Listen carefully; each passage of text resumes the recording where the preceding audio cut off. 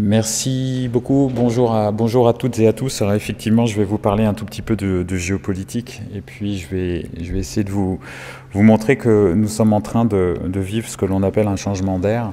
Et quand je parle de changement d'air, c'est que tout simplement, nous allons vivre dans une période dans laquelle à la fois l'énergie, bien évidemment dans sa composante hydrocarbures, pétrole et gaz, va avoir une importance fondamentale dans les événements géopolitiques futurs, mais bien évidemment également tout ce qui concerne les métaux va prendre une ampleur assez phénoménale.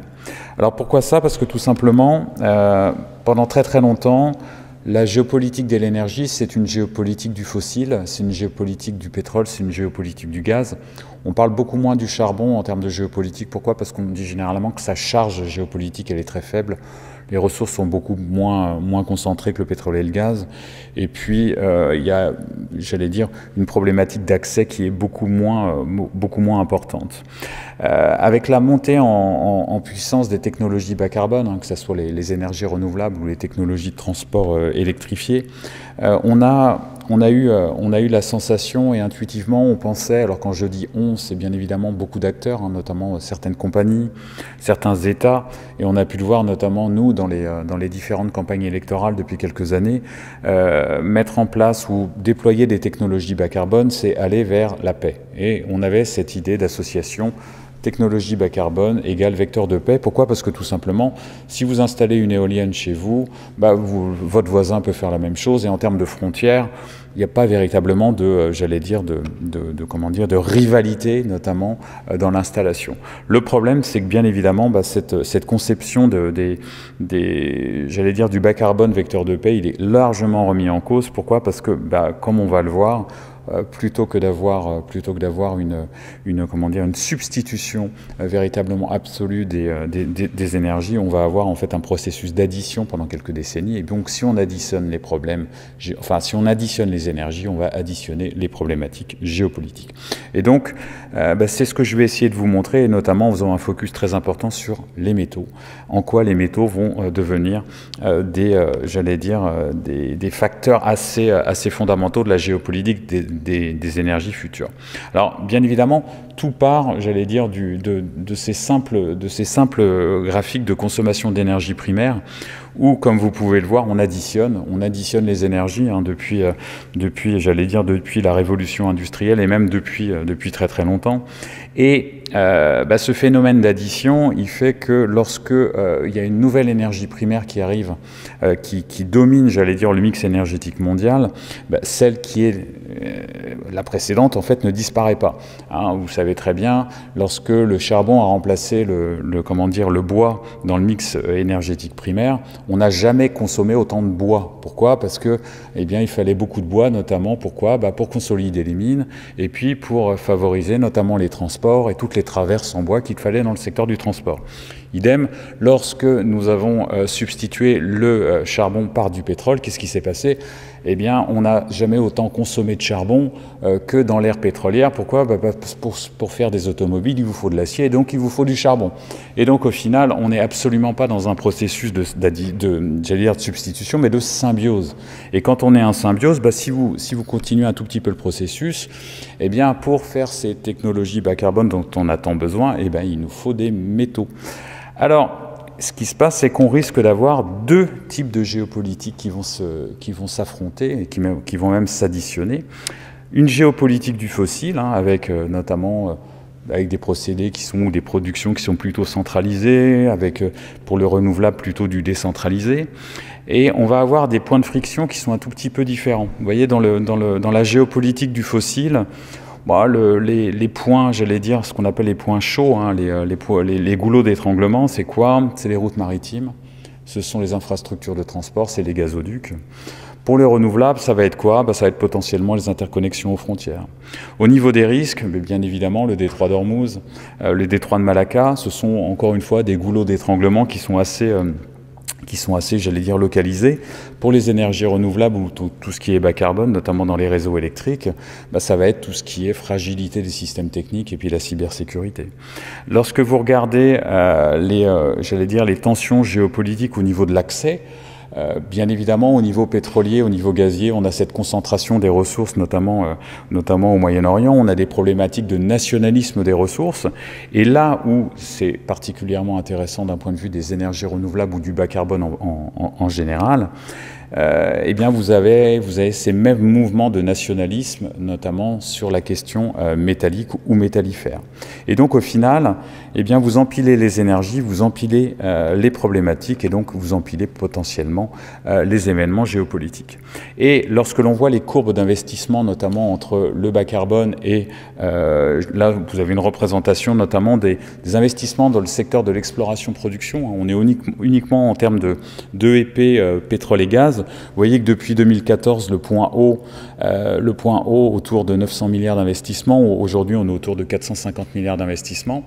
J'ouvre une parenthèse pour une demande qui a augmenté en moyenne de 2% par an. Donc vous pouvez déjà vous positionner un tout petit peu à l'avenir en vous disant, dans quelques années, nous risquons d'avoir un sacré goulot d'étranglement pétrolier. Pourquoi? Parce que malheureusement, la demande ne diminue pas. À l'inverse, vous voyez que vous avez cette progression assez importante en fait, de l'ensemble des technologies bas carbone en termes d'investissement. Et plus vous mettez du bas carbone, on va voir, plus vous allez avoir une problématique, notamment métallifère. Donc, point d'ancrage numéro 1, j'ai essayé d'être pédagogique, quand on additionne les énergies, on additionne les problématiques géopolitiques et donc on va les multiplier. Donc, pour ceux qui rêvaient d'une géopolitique des énergies vectrices de paix et sans problématique, vous pouvez tout de suite retourner chez vous. Alors, pourquoi on peut retourner chez nous? Parce que tout simplement, le monde est matière. Et quand je dis que le monde est matière, vous ne le savez pas, mais ce matin, quand vous vous êtes levé, sans le savoir, si on calcule tout ce qui a été extrait pour vous, pour venir ici, pour les infrastructures ici, vous avez consommé, mesuré par l'extraction, environ 34 kilos chacun.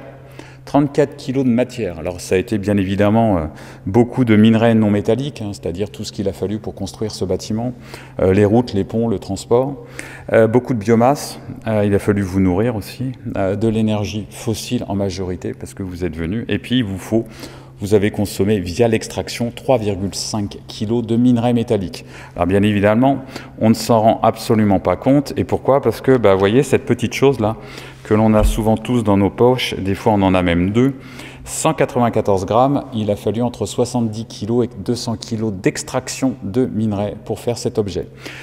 Conclusion intermédiaire numéro 1, plus on avance dans le temps, plus on crée du déchet. Parce que bien évidemment, des 200 kg pour les plus gros modèles, vous arrivez à 194 grammes, vous imaginez bien en gros tout ce que vous avez laissé sur place. Donc ça pose un problème. Quand vous rentrerez chez vous ce soir, votre cuisine, elle pèse en moyenne 559 kg. Il a fallu 11 tonnes de matière excavée pour faire votre cuisine. Là encore, une fois, imaginez la quantité de déchets. Et puis, autre chose assez intéressante, la métaphore du téléphone, elle est toujours pertinente. Nos bons vieux téléphones contenaient 12 métaux, ceux à fil qu'on avait chez nous dans les années 80. Les premiers téléphones portables, c'était 30 métaux, et puis les téléphones actuels, c'est 60. Ça veut dire quoi? Ça veut dire que potentiellement, plus on avance dans le temps, plus on va utiliser une diversité importante de métaux. Et quand on regarde un tout petit peu les technologies bas carbone, je vous ai fait un petit récapitulatif juste ici, vous voyez que ce soit le solaire, l'éolien, l'hydraulique, on a listé en gros toutes les technologies bas carbone. Vous voyez que on utilise des métaux en quantité. Alors bien évidemment, plus c'est rouge, plus la quantité est importante. Que ça soit des métaux non ferreux traditionnels, c'est-à-dire de l'aluminium, du cuivre, du nickel, ou de ce qu'on appelle des métaux électriques, que ça soit le cobalt, le lithium, les platinoïdes ou les terres rares. Alors, on a un problème, Houston, c'est que quand on substitue des technologies thermiques par du bas carbone, à l'heure actuelle, qu'est-ce qui se passe? On utilise plus de métaux au mégawatt installé ou à la technologie de transport installée. Je m'explique. Un véhicule électrique, par exemple, en matière de consommation de matériaux critiques, c'est 200 kg. Une voiture thermique, c'est 50. C'est-à-dire on multiplie par 4.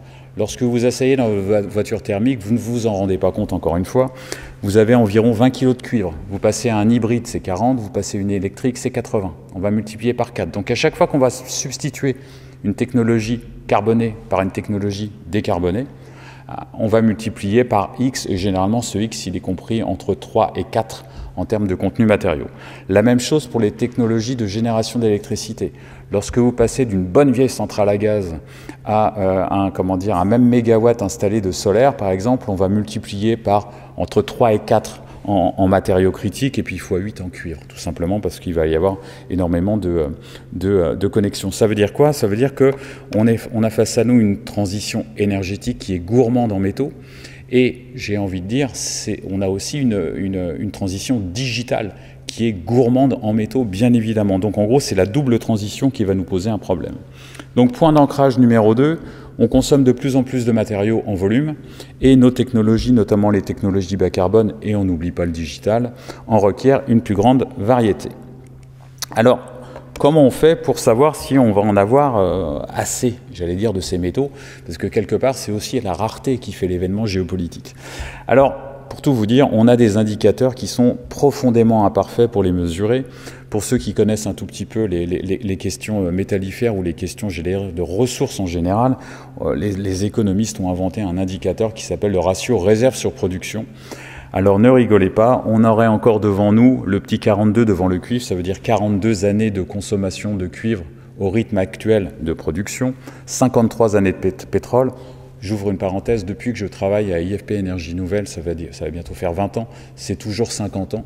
Donc quelque part, plus on avance, plus on a le même ratio. Ça peut s'expliquer, bien évidemment. On aurait 220 années de lithium, 428 années de terres rares, 35 années de nickel, etc., etc. Quel est le problème avec ces indicateurs? Ils ne mesurent absolument pas la croissance exponentielle qu'on risque d'avoir et qu'on veut avoir, d'ailleurs, si on veut rentrer profondément dans la transition bas carbone. À côté de ça, on a une autre problématique dans le monde, notamment minier, c'est que l'homme est feignant.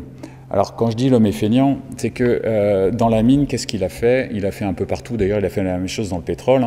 Il s'est dit je vais aller ramasser ce qui est très simple. Donc en gros, on a commencé à aller miner là où les gisements étaient très concentrés. Et donc ça, quand je vous dis ça, on est au 18e, 19e siècle. Aujourd'hui, la teneur des gisements que l'on va chercher dans les mines est beaucoup plus faible. Je vous prends un exemple très simple. Si on est notamment dans le domaine du cuivre, aujourd'hui, chez le premier producteur mondial de cuivre, on a une concentration des minerais à 0,64%. Ça veut dire quoi? J'extrais 1 tonne de minerai, je vais récupérer 6,4 kg de cuivre. Alors, première conclusion, qu'est-ce qu'on fait du reste? Encore une fois, vous voyez, monde de déchets, c'est formidable. Mais si on suit la logique, eh bien, pour la même quantité de cuivre, il va falloir plus d'énergie, il va falloir aller chercher plus de minerais, donc on va faire plus de déchets et on va faire plus de pollution locale. Et vous voyez cette petite photo là, où vous voyez un espèce d'œuf de dinosaure au milieu d'une excavation. Et ben c'est tout simplement, c'est une mine, c'est la mine de Palabora. Cet œuf de dinosaure, en gros, c'est la quantité de cuivre qu'on a été chercher par rapport au trou que l'on a fait sur la photo. Ça vous montre juste que derrière cette question de concentration, quand on parle de concentration des minerais, on en parle parce que tout simplement c'est important économiquement. Et donc là, j'ouvre une toute petite parenthèse, ça veut dire que potentiellement, à technologie constante, plus on avance dans le temps, plus le coût d'extraction va être important, et donc plus les prix des métaux vont être importants, et donc potentiellement plus le prix des technologies bas carbone va augmenter. Alors qu'on vit dans un monde où, depuis une quinzaine d'années, on vous dit « Regardez le prix du solaire, il ne fait que de baisser. Regardez le prix de l'éolien, il ne fait que de baisser. Regardez, le véhicule électrique va être au même prix que le véhicule carboné. » Peut-être a-t-on atteint, j'allais dire, le plus bas de ses coûts. Et depuis 2 ans, d'ailleurs, on observe une légère augmentation du coût des technologies bas carbone. Allez savoir pourquoi, c'est peut-être de la faute des métaux. Qu'est-ce qui est potentiellement aussi important dans cette question, j'allais dire, minérale? C'est l'eau. Pourquoi c'est l'eau? Parce que tout simplement, l'eau va devenir un élément géopolitique important et l'eau est un élément, j'allais dire, fondamental du domaine minier. Et là, encore une fois, le monde est très mal fait. Pourquoi? Parce que tout simplement, les principales régions minières, et notamment, j'allais dire, régions minières des métaux qui vont nous intéresser dans la transition bas carbone, c'est-à-dire le cuivre, le lithium par exemple, ce sont des régions notamment de la cordillère des Andes, hein, c'est le Chili, c'est la Bolivie, et ce sont des régions où vous avez déjà une part du stress hydrique qui est la plus importante au niveau mondial. Vous rajoutez un pays comme l'Australie, qui est un Eldorado minier, et vous avez aussi une problématique hydrique. Vous rajoutez la Chine, où malheureusement les gisements les plus concentrés sont concentrés dans des zones où vous avez du stress hydrique. Ça veut dire que potentiellement, en plus, on a déjà cette problématique de concentration qui potentiellement va faire qu'on va devoir aller chercher des métaux dans des pays. On va aller chercher des nouvelles frontières, il va y avoir un nouveau Far East ou Far West, on n'en sait rien, mais en tout cas dans des pays qui vont être de plus en plus risqués. Et en plus, on va créer des problématiques, aquifères. Alors pour ceux qui connaissent un tout petit peu la littérature sur ces questions, notamment en Amérique du Sud, Anna Bednick, dans son livre Extractivisme, elle parle notamment d'un dilemme des populations locales, et elle dit tout simplement c'est soit du lithium, soit des pommes de terre. Pourquoi? Parce que tout simplement, l'eau ne peut pas être, j'allais dire, réservée uniquement aux activités minières, et à l'heure actuelle, il y a un arbitrage qui se fait, et pour tout vous dire, il y a même un arbitrage sur les questions aquifères entre les producteurs de lithium et les producteurs de cuivre. C'est-à-dire qu'à l'heure actuelle, pour aller, j'allais dire, alimenter nos transitions bas carbone, notamment nos beaux véhicules électriques dans nos belles métropoles européennes, on va aller construire des conduites d'eau au Chili où on va désaliniser l'eau sur le bord de mer pour les faire monter à 200 km pour aller alimenter des mines de cuivre ou de lithium. Allez savoir si c'est pas plutôt un esprit Shadok de faire ça. Alors, bien évidemment, troisième point d'ancrage, on va... Comme vous l'avez vu, il y a des problématiques géologiques avec la concentration, il y a potentiellement des problématiques économiques avec le coût, il y a des problématiques géopolitiques avec notamment cette nouvelle frontière de production, et potentiellement il y a des problématiques environnementales avec l'eau. J'ai presque envie de dire, l'eau étant un seul élément en fait de ces problématiques environnementales. Alors nous, qu'est-ce qu'on a fait à IFPEN? On a fait un projet à partir de 2016 qui s'appelle le projet Generate, Géopolitique des énergies renouvelables et analyse prospective de la transition énergétique. On aime bien les titres un tout petit peu alambiqués, mais une fois qu'on l'a présenté 200 fois, en fait, on sait le dire d'une seule phrase. On a essayé de mesurer déjà si est-ce qu'on va avoir assez de métaux pour répondre à la transition bas carbone. Donc on a un gros modèle, je ne vais pas vous le décrire ici, mais bien évidemment, si ça vous intéresse, juste après ma présentation, il y a une pause et je répondrai avec grand plaisir avec toutes les problématiques de modélisation. Et on s'est dit tout simplement, et si on se posait dans un monde à 2 degrés? À l'époque, on ne parlait pas de 1,5, on était plutôt sur du 2 degrés, déjà on se disait 2 degrés c'est bien. Et donc on a tout simplement essayé de simuler un environnement climatique où on met beaucoup de technologies bas carbone, et on a essayé de voir combien on consommerait de lithium, de cuivre, de nickel, de terres rares, etc., etc. Et comme vous voyez sur ce petit graphique, lorsque vous êtes dans un scénario de 2 degrés, on a fait des scénarios de mobilité différenciés. D'ailleurs, ça répondra un petit peu à la présentation précédente. On a fait une mobilité business as usual, c'est-à-dire on est toujours tout seul dans son véhicule en 2050, mais il est électrique. Et oui, c'est ça. Et puis une mobilité durable dans laquelle on met notamment, on fait des investissements dans les infrastructures de transport, on fait du covoiturage, etc., etc.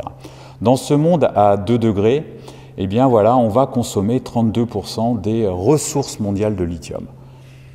Alors généralement, quand je dis ça, 32%, j'ai presque envie de vous dire, alors d'habitude, quand on a une audience très très importante, je fais réagir, mais j'ai presque envie de vous dire, ça vous fait quoi 32% de consommation des ressources mondiales de lithium à l'horizon 2050? C'est beaucoup, c'est pas beaucoup?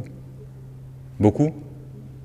Alors pour tout vous dire, la première fois qu'on a vu ce chiffre-là, on s'est dit, 32%, bon déjà ça veut dire qu'il va en rester, d'accord? Mais après on se dit quand même, c'est 32% entre aujourd'hui et 2050, mais le monde ne s'arrête pas en 2050. Avec les scénarios de transition bas carbone, on a l'impression que 2050, c'est la fin de quelque chose, c'est la fin de l'histoire. Et c'est absolument pas la fin de l'histoire, c'est le début du tout. Donc ça veut dire que déjà 32%, c'est beaucoup. À côté de ça, à côté de ce chiffre, on va dire, qui peut vous paraître déjà très important, on s'est dit, mais est-ce qu'il n'y a pas d'autres problématiques géopolitiques derrière cette histoire de lithium? Alors derrière le lithium, c'est un marché qui est absolument magnifique à étudier. Pourquoi? Parce que c'est un marché où vous avez 5 acteurs, 5 entreprises qui font plus de 90% des parts de marché. Alors vous avez peut-être entendu parler de certaines, Albemarle, Livent, SQM, Tianqi Lithium, Ganfeng, c'est les 5 entreprises, 90% des parts de marché. C'est-à-dire que potentiellement, ça s'appelle en économie, ça s'appelle un oligopole, ça veut dire que la formation des prix sur le marché, elle n'est absolument pas en concurrence pure et parfaite, comme diraient les tenants de l'orthodoxie économique. Donc ça veut dire quoi? Ça veut dire que potentiellement, les prix ne sont absolument pas des prix de marché. Donc ça pose un problème géoéconomique, on va dire. Autre problème qu'on pourrait avoir sur cette question du lithium, j'en ai parlé déjà, c'est la question de l'eau, bien évidemment. Mais il y a une autre question derrière ça, c'est une fois que vous avez fait le minerai, vous avez sorti le lithium des salars, parce qu'on peut faire le lithium, soit c'est du spodumène, c'est plutôt en Australie, en Chine, soit c'est du lithium de salar, c'est en Bolivie, en Argentine ou au Chili. Eh bien, vous allez le transporter, le lithium. Le lithium, en moyenne, il fait 52 000 km.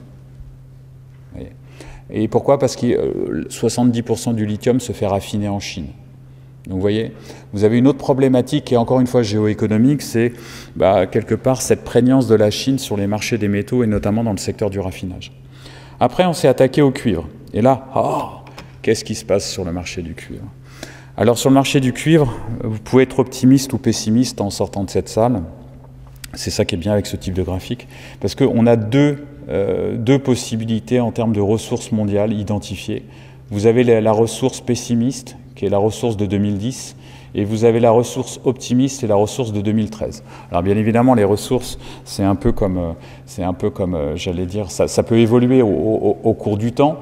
Mais qu'est-ce que ça veut dire ce graphique? Ça veut dire que dans un scénario 2 degrés, dans le scénario le plus pessimiste, c'est-à-dire qu'avec les ressources les plus faibles, on pourrait consommer jusqu'à 90% des ressources mondiales de cuivre.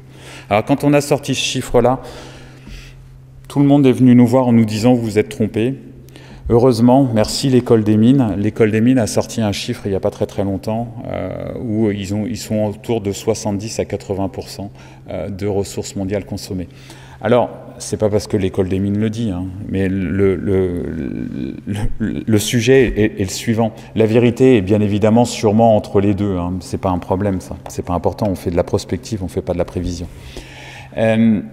Pourquoi le cuivre est si important? Parce que le cuivre, il a déjà sa vie avant la transition bas carbone, c'est-à-dire que c'est un des métaux les plus consommés au niveau mondial. On est autour de 22 millions de tonnes annuelles de consommation. Il est utilisé partout, dans la construction, dans le logement, dans les infrastructures, dans les biens de consommation. Et bien évidemment, ce cuivre, vous lui rajoutez une pression supplémentaire avec des technologies bas carbone, avec surtout, en gros, toute la question des réseaux. Alors, c'est pour ça que vous avez sûrement devant vous, en gros, l'élément le plus concentré, j'allais dire, d'un point de vue transition bas carbone, est concentré en termes de charge géopolitique future. Pourquoi? Parce que on va se battre pour aller chercher du cuivre. On va se battre parce que malgré le fait que les réserves de cuivre sont plutôt bien dispersées au niveau de la planète, là encore une fois, il y a une problématique sur le raffinage de cuivre. Et tous ceux qui nous disent vous inquiétez pas, on pourra substituer du cuivre par de l'aluminium, notamment dans de nombreuses applications, c'est tout à fait vrai. Mais encore faudrait-il que l'aluminium n'ait pas les mêmes problématiques, j'allais dire, de contraintes sur les ressources géologiques. Et lorsque vous regardez en fait tous les calculs que l'on a fait, aluminium, potentiellement dans des scénarios très contraints, on serait autour de 87% de consommation des ressources. Donc ça veut dire que ces chiffres-là, ce sont des chiffres sans politique publique.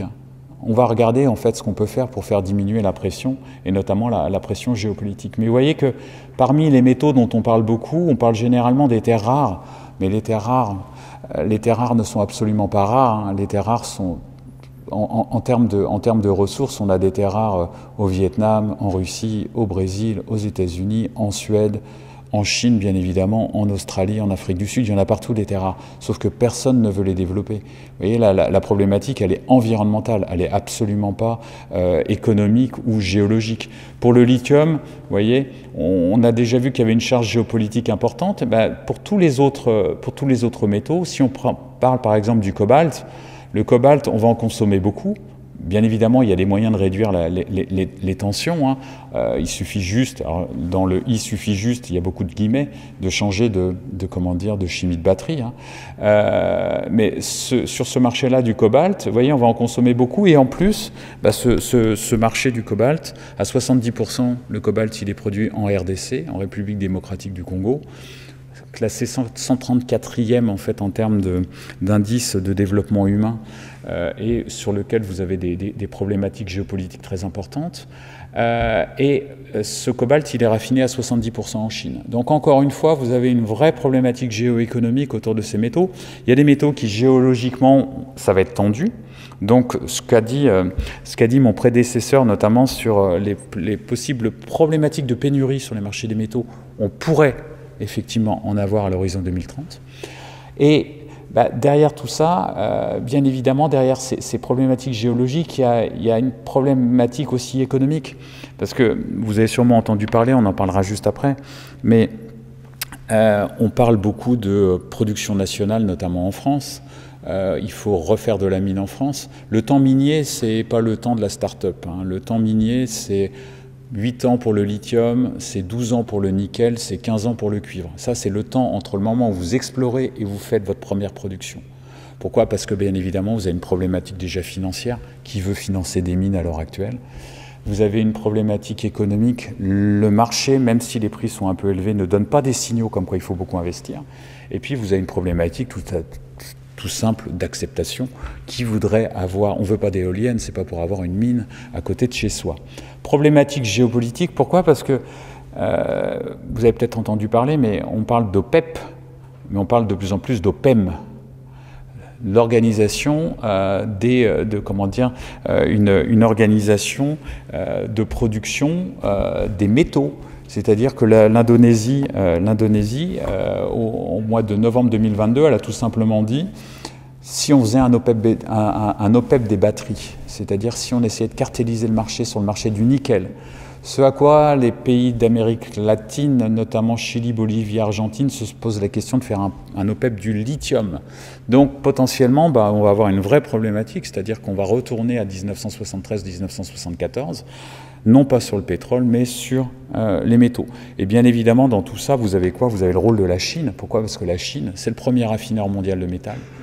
Et donc, lorsque la Chine, elle décide, comme elle l'a fait, par exemple, vous avez peut-être suivi, au mois de juillet, de dire, tiens, on va réduire les licences d'exportation de gallium et de germanium. Et là, il y a quelques semaines, je pense qu'il y a une dizaine de jours, elle a dit, je vais réduire les licences d'exportation de graphite. Ça veut dire quoi? Ça veut dire que potentiellement, on pourrait vivre dans un monde de restrictions, et de restrictions imposées par l'extérieur. Et puis, dernier point, bien évidemment, la criticité environnementale. Et pour tout vous dire, on va avoir une vraie problématique, c'est ce que moi j'appelle la transition de la transition. C'est les 10 prochaines années. C'est les 10 prochaines années où on n'aura pas assez de recyclage. Pourquoi? Parce qu'on n'a pas assez de gisements. On n'aura pas forcément toutes les nouvelles mines, parce qu'on a ces problématiques d'acceptation et de financement. Et donc, quelque part, l'horizon des prix des métaux sur les 10 prochaines années, c'est peut-être quelque chose d'assez important. Après 2035, on s'en sortira. Pourquoi? Parce qu'on aura du gisement de recyclage assez important. Mais là, on risque de rentrer dans une période assez dure sur ces questions-là. Donc, point d'ancrage numéro 4, les métaux communs comme l'aluminium, le cuivre, le nickel sont sensibles à la transition énergétique. Problématique de l'eau est universelle et il faut inventer un nouveau concept de mine. Alors, vous voyez, moi j'ai mis durable, soutenable, écologique, j'en sais rien, je ne sais pas comment il peut s'appeler, mais en tout cas, il va falloir inventer un certain modèle. Alors, on a des solutions. Des solutions, la mobilité soutenable, le recyclage, bien évidemment. On a des solutions spécifiques au secteur industriel. On parle beaucoup de faire des stocks stratégiques, de diversifier les approvisionnements, de faire des investissements directs étrangers. Je ne sais pas si vous avez vu ce qu'on appelle la nouvelle diplomatie minérale française, hein, que certains membres du gouvernement aillent au Kazakhstan, en Australie, au Chili ou en Mongolie, ou que ce soit les gouvernements mongols, australiens, kazakhs ou chiliens qui viennent en France, c'est pas innocent. Hein. On parle absolument fondamentalement de métaux dans ces réunions, et bien évidemment c'est pour sécuriser les approvisionnements. On veut développer des ressources naturelles sur les territoires. Je reviendrai sur les questions parce que généralement il y en a. Bien évidemment, la solution la plus simple quand on a un problème géopolitique qui est une surconsommation de métal, c'est de quoi? C'est de réduire les usages. Et bien évidemment, je suis comme mon collègue précédent, il faut aller vers de la sobriété matériaux. On a bien réussi de manière contrainte à aller vers la sobriété énergétique l'année dernière. Alors bien évidemment, c'était contraint, mais surtout, c'était pas construit. Et donc, quand c'est pas construit, quelque part, on y fait beaucoup moins face. Alors nous, là où je travaille, là où je suis associé, on a sorti une revue qui s'appelle Géopolitique de la sobriété. Je vous invite à regarder ce que ça veut dire. Ça veut dire comment construire au niveau d'un État et au niveau d'une population, c'est-à-dire refaire du collectif pour essayer de bâtir une société sobre en matières premières. Et quand je dis matières premières, ça veut dire notamment les métaux. Il y a beaucoup de choses à regarder, hein, l'éco-conception, bien évidemment la modération de la vitesse. Vous voyez, j'ai pas parlé d'interdit. Hein. Il faut réserver des usages. Alors réserver, c'est vrai, c'est peut-être interdire, mais réserver, ça veut dire quoi? Est-ce qu'on a tous besoin d'avoir de la 5G, de la 6G chez nous? Est-ce que ça suffit pas, la 4G? Est-ce qu'on a besoin d'avoir des entonnoirs à métaux qui, en gros, vont nous permettre de regarder des statistiques footballistiques dans le métro? Je pense pas, ça n'a aucun intérêt. On confond progrès technique et innovation. Et c'est ça le problème de ce monde, notamment sur les questions de sobriété. Et bien évidemment, dans ce schéma-là, il va falloir regarder un acteur, hein, la Chine. Pourquoi? Parce que la Chine est déjà un grand pays minier. Sur le territoire chinois, vous allez avoir une trentaine de métaux d'importance. C'est normal, c'est un grand pays.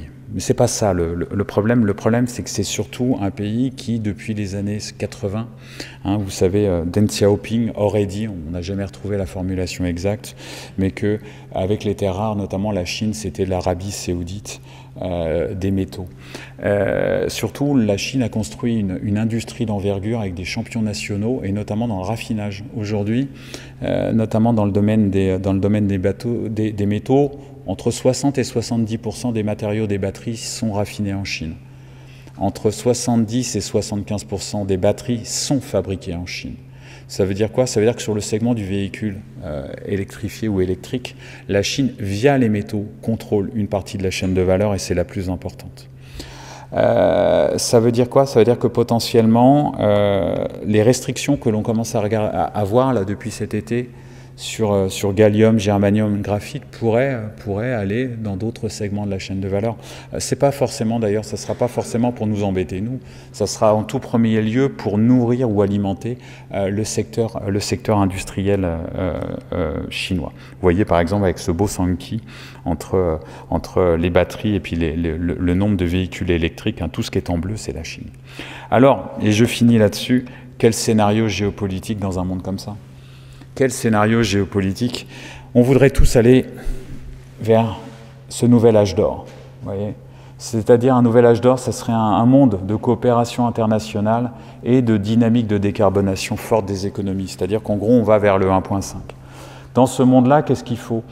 Il faudrait notamment de la coopération mondiale sur les normes, la coopération technologique, voire du low-tech mondial. Vous voyez, on va très très loin, hein. On pourrait aussi dans ce monde-là avoir une agence internationale des minerais et des métaux. C'est marrant, ça n'existe pas. C'est un petit peu comme dans le monde de l'énergie, hein, même si on a une agence internationale de l'énergie, elle n'est pas véritablement internationale, vu que c'est une excroissance de l'OCDE. Mais vous voyez, sur les deux sujets principaux qui vont structurer les relations internationales dans les années qui viennent, c'est-à-dire l'énergie et les métaux, il n'y a pas de gouvernance mondiale. Mais bien évidemment, pour atteindre ce nouvel âge d'or, il faut une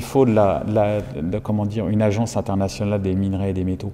Parce que sinon, le risque, c'est de glisser vers un monde qui est non coopératif. C'est un petit peu le monde actuel quand même. Un monde où vous avez des blocs. Vous avez des blocs, et ça veut dire quoi? Vous aurez potentiellement un bloc chinois versus un bloc occidental. Je ne sais pas si vous avez entendu, mais depuis le mois de septembre, il y a un mot qui revient souvent en géopolitique dans les débats, c'est le mot désoccidentalisation. C'est-à-dire que vous auriez potentiellement, là où on parlait d'occidentalisme, c'est-à-dire les Occidentaux étaient le passage obligé de toutes les décisions, allez regarder un tout petit peu les décisions de l'ONU sur l'Ukraine, notamment depuis février 2022, vous voyez que le monde est beaucoup plus clivé et bien désoccidentalisé. Ce monde de guerre froide climatique, il nous embêterait un peu. Pourquoi? Parce que dans ce monde-là, potentiellement, vous avez aussi des cartels régionaux de producteurs de métaux. Vous allez avoir quoi? Des chaînes de valeur par bloc. C'est l'inefficacité économique et aussi environnementale. Le pire des mondes, ça serait véritablement le Mad Max. Est-ce que j'ai besoin de le décrire? Je pense que vous avez tous l'image. On est tous à la recherche de métaux. Et malheureusement, l'Europe est un continent qui est moins bien doté que les autres en termes de ressources métalliques. C'est-à-dire que on se prendrait, j'allais dire, de la sobriété métallique comme on s'est pris, j'allais dire, en pleine phase de la sobriété énergétique. Donc ça veut dire quoi? Vers quoi on veut tendre? Plutôt un nouvel âge d'or, la guerre froide climatique, le Mad Max ou le pari perdu? Alors pari perdu, c'est terrible parce qu'on serait dans une dynamique de décarbonation faible des économies et là, ça serait un tout petit peu un Mad Max, un tout petit peu adouci. Donc ce sont les scénarios qu'on a fait avec un de mes collègues, Patrick Criqui, et si vous connaissez la revue Futurib, il y a une publication qui est attachée. Conclusion 2, et j'en finis, le 21e siècle, c'est un siècle des matières premières. C'est un siècle des minerais, c'est un siècle des métaux. On va fusionner, et malheureusement au mauvais sens du terme, la géopolitique de l'énergie et la géopolitique des matériaux. Il y a des nouveaux risques, il y a des nouveaux acteurs. Il faut peut-être prendre le problème j'allais dire, de manière positive. On parle souvent de la difficulté à atteindre un consensus en matière de négociation climatique. Moi, je suis toujours effaré que notamment la question des minerais et des métaux ne soit jamais discutée à la COP. J'espère qu'elle sera discutée à la prochaine. Pourquoi? Parce que si vous vous mettez dans un monde où on cherche la coopération, les pays producteurs de métaux et de minerais ont un actif qui va être stratégique dans la transition bas carbone. Ils n'ont pas forcément toutes les technologies, mais au moins ils ont cet actif j'allais dire minéral. Et cet actif minéral, il a permis le déploiement, c'est un levier des technologies bas carbone. Il y a sûrement quelque chose à créer autour de ces échanges d'actifs au niveau des COP. Malheureusement, pour l'instant, le sujet n'est absolument pas, discuté. Pour aller plus loin, il y a plein de podcasts que j'ai fait sur ces sujets-là, que ce soit le chaleur humaine sismique, Green Letter Club. Si vous en voulez plus, géopolitique des énergies, géopolitique de la sobriété et le dernier né, métaux, le nouvel or noir.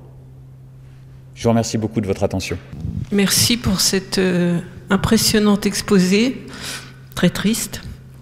Juste une petite question pratique. Pourquoi est-ce que le raffinage, c'est un monopole chinois?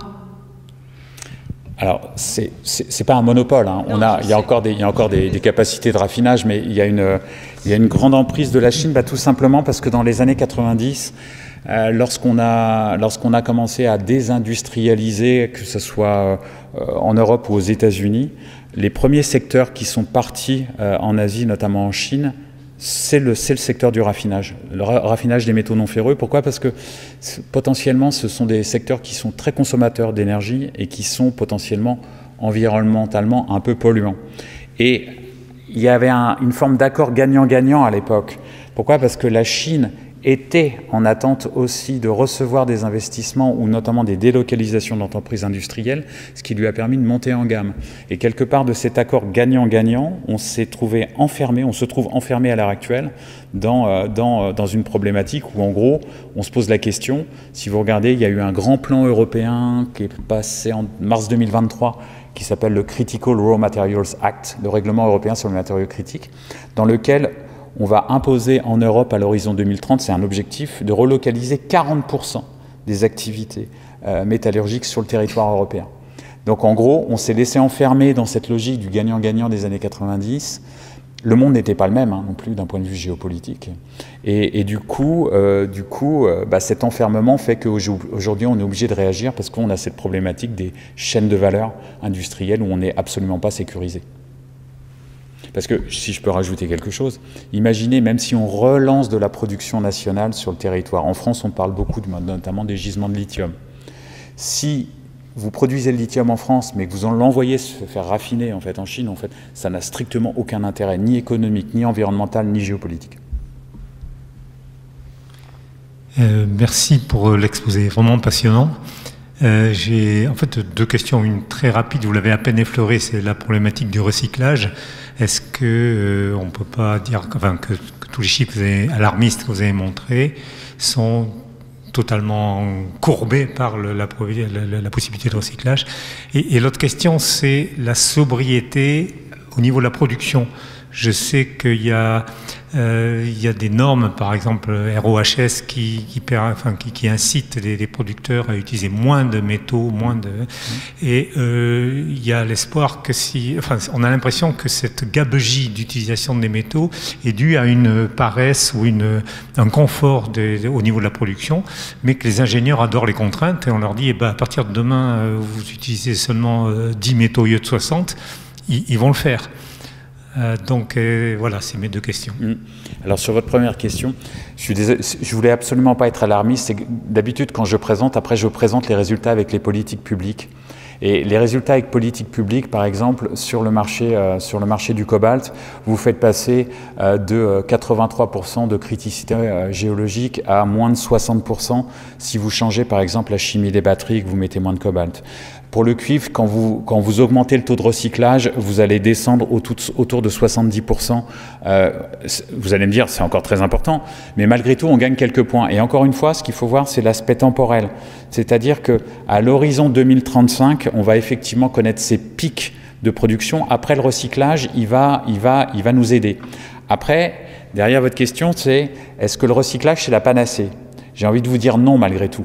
Parce que il y a des limites physiques au recyclage. Tout simplement, vous avez ce qu'on appelle le temps d'immobilisation. C'est-à-dire que quand on met du cuivre dans les ponts, les infrastructures, on ne va pas détruire ce bâtiment pour aller récupérer le cuivre, vous voyez. Et là où il faudrait faire un effort sur le recyclage, paradoxalement, c'est les biens de consommation. Aujourd'hui, le taux de recyclage moyen du cuivre au niveau mondial, c'est 45%. Si vous regardez par secteur, au niveau de la construction, ça se recycle à 60%. Au niveau des biens de consommation, c'est-à-dire ordinateur, téléphone, c'est moins de 30%. Il y a écoutez bien ce chiffre, il est absolument alarmant, il y a moins d'un téléphone sur 5 qui est recyclé actuellement. Vous voyez ?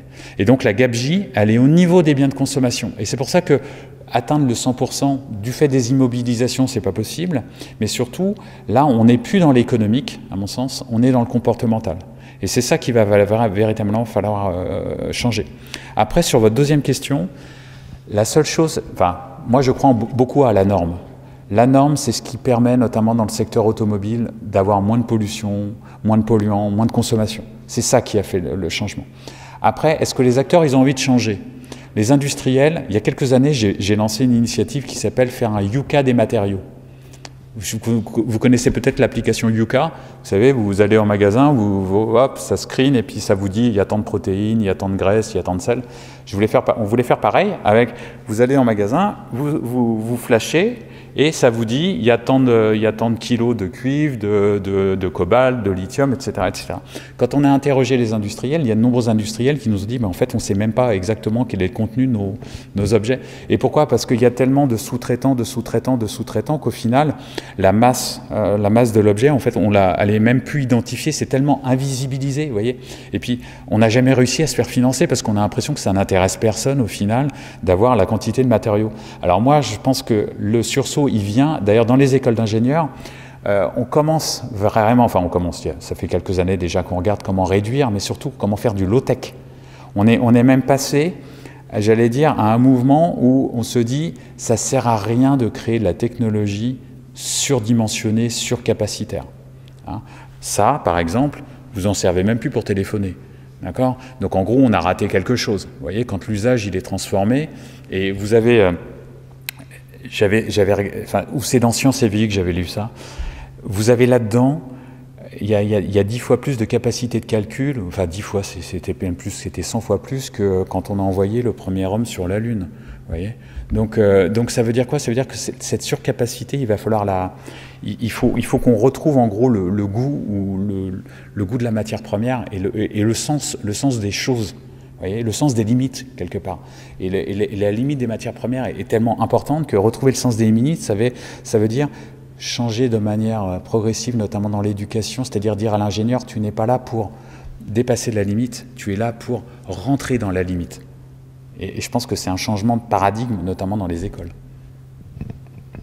Merci beaucoup, on a déjà dépassé le temps. Si vous avez des questions, je vous inviterai à aller rencontrer monsieur juste après la conférence. On va passer à la synthèse maintenant, merci. Merci encore infiniment Emmanuel H pour cet exposé, cette présentation qui apprend beaucoup de choses et qui fait prendre conscience de pas mal de problèmes. Donc cet exposé posait la question du lien entre une géopolitique de l'énergie et une géopolitique des métaux. Et Emmanuel H a montré assez clairement, très clairement, que la surreprésentation dans le débat public des problèmes liés au pétrole, à l'énergie, cache une problématique équivalente et tout aussi alarmante liée aux matières premières et aux métaux.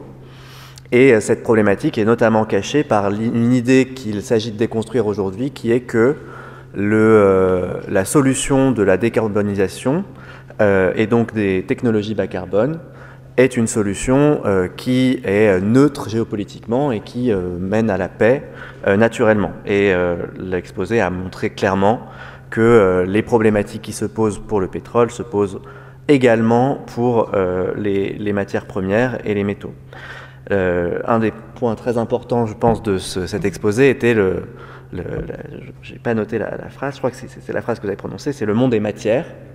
Le monde des matières, et je pense que c'est quelque chose que nos sociétés tendent à nous faire oublier, et cet exposé nous l'a rappelé. Et les métaux qui constituent donc les solutions envisagées à la transition énergétique pose différents problèmes qui ont été exposés durant cette présentation. Le premier problème qui a été exposé, c'est le problème des déchets. Donc l'extraction des métaux qui constituent les technologies qu'on utilise et les objets de consommation qui constituent notre niveau de vie représentent une infime partie des déchets qui sont produits lors de l'extraction. Et donc ces déchets, il faut pouvoir les traiter. L'autre problème, c'est que ça a été donc discuté lors des questions. L'innovation crée aussi une diversification des métaux, et donc ça augmente la dépendance des sociétés, puisqu'on va utiliser de plus en plus de métaux variés, donc on va être de plus en plus interdépendants. Le troisième problème qui a été soulevé et très bien décrit, c'est le problème de la rareté. Et en fait, les métaux, donc principalement ceux qu'on considère comme, qui justement ne sont pas appelés terres rares, sont en fait en situation de ressources critiques. Donc notamment le cuivre a été abondamment décrit, le lithium, le nickel. Et donc les temps restants à la consommation actuelle sont assez marquants. 42 ans de cuivre, c'est quand même pas beaucoup. Et enfin, le troisième problème, donc le problème suivant qui a été soulevé, c'est le problème de l'eau, dont les économies minières sont extrêmement dépendantes et dont on sait que l'eau va être un enjeu géopolitique, est déjà un enjeu géopolitique majeur de la transition climatique et du réchauffement climatique.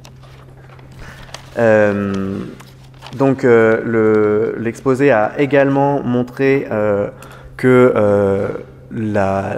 les questions géopolitiques sont majeures dans le sens où ces matières sont quelque part, elles ne sont pas partout, il faut aller les chercher, et les technologies de raffinage, de traitement sont aussi situées à des endroits bien précis, et la Chine a été située comme un acteur absolument central de cette nouvelle économie des métaux. et de cette économie des métaux, cette nouvelle ère du XXIe siècle des métaux, et donc le rôle de la Chine en tant qu'acteur majeur nous rend dépendants, c'est-à-dire que la Chine peut contrôler une grosse partie, donc c'est ce qu'a dit Emmanuel H, des chaînes de valeur, et donc contrôler, nous mettre en situation de contrainte forcée pour l'Occident ou pour d'autres parties du monde si l'économie de la Chine le nécessite. Voilà, et donc pour finir, donc c'était le début de l'exposé, mais je termine par ça, c'est que cette situation de caractère critique, de nécessité des métaux qu'inclut le changement climatique, en fait, et même pire que ça, puisque vous avez commencé par l'exposé par dire que il n'y a pas de transition réellement pour l'instant des énergies, que les énergies s'additionnent, elles ne sont pas substituées, et donc en fait, tous ces problèmes liés à l'explosion des métaux s'ajoutent aux problèmes qui étaient là avant, au niveau mondial. Cette addition se fait au niveau mondial, mais pas au niveau régional, notamment au niveau de l'Europe. Et donc l'exposé a quand même terminé par des solutions et des scénarios, donc 4 scénarios, dont 3 qui sont affichés ici, hein, donc 3 qui ne sont pas souhaitables, hein, par manque de coopération ou par manque d'ambition énergétique, de transition. Mais donc si la coopération et la décarbonation sont réunies, il est possible de réaliser un avenir souhaitable. Néanmoins, la conclusion est la même que pour l'exposé précédent. Le principal mot d'ordre reste la sobriété.